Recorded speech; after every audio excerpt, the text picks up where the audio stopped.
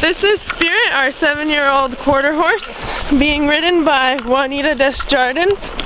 Notice how calmly Spirit walks up the hill instead of trying to run.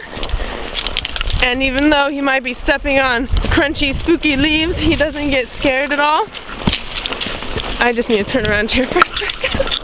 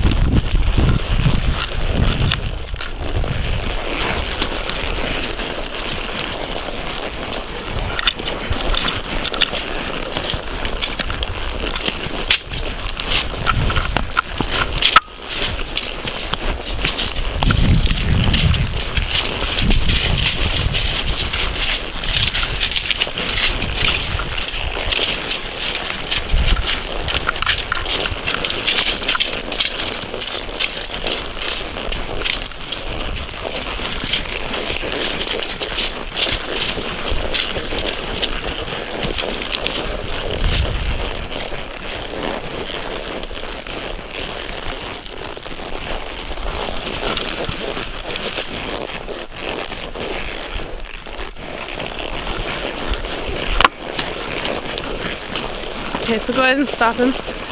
And he stops very nicely and waits for me and Critter to catch up.